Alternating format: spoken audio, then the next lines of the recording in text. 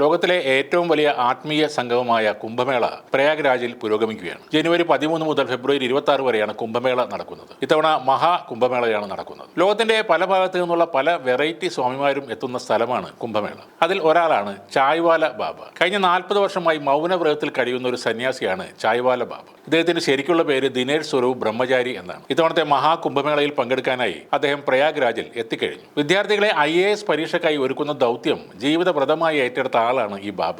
ഇയാൾ മൗനവ്രതക്കാരനാണെങ്കിലും കഴിഞ്ഞ 40 വർഷമായി IAS പഠിക്കുന്ന വിദ്യാർത്ഥികളെ പഠിപ്പിച്ചു വരികയാണ്. സംസാരിക്കാത്ത ഇയാൾ എങ്ങനെയാണ് IASകാരെ പഠിപ്പിക്കുന്നത് എന്ന് പലരും ചോദിക്കുന്നുണ്ടാകും.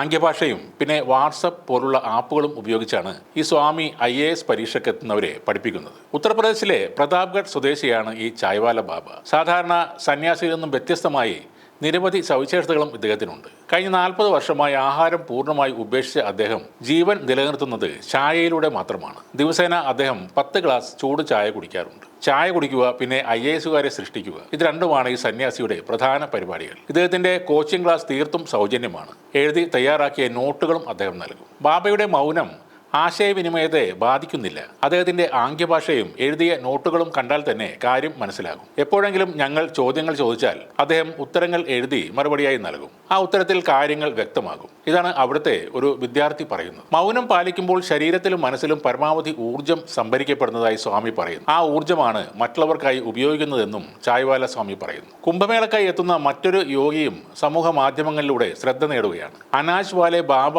എന്നാണ് ഈ യോഗിയുടെ പേര്. ഉത്തർപ്രദേശിലെ സോൻഭദ്ര ജില്ലയിൽ നിന്നാണ് യോഗി വരുന്നത്. തലമുടിയിൽ പ്രത്യേകം സജ്ജീകരിച്ച് നെൽകൃഷി നടത്തുകയാണ് ഇയാൾ. അമർജിത്ത് എന്നാണ് ഈ അനജ്വാല ബാബയുടെ യഥാർത്ഥ പേര്. ഈ കഴിഞ്ഞ 5 വർഷമായിട്ടാണ് അദ്ദേഹം തലയിൽ കൃഷി ചെയ്യുന്നത്. ഗോതമ്പ്, ചെറിയ ധാന്യങ്ങൾ, കടല എന്നിവയാണ് സ്വന്തം തലയിൽ ഇദ്ദേഹം കൃഷി ചെയ്യുന്നത്. നെറ്റിയോടൊപ്പം ചേർന്ന് ഒരു കാവ്യത്തുണി കെട്ടി അതിനുള്ളിലാണ് അദ്ദേഹത്തിന്റെ കൃഷി. തലയിൽ ഒരു പാടം കൊണ്ട് നടക്കുന്നത് പോലെയാണ് കാഴ്ചയിൽ തോന്നുക.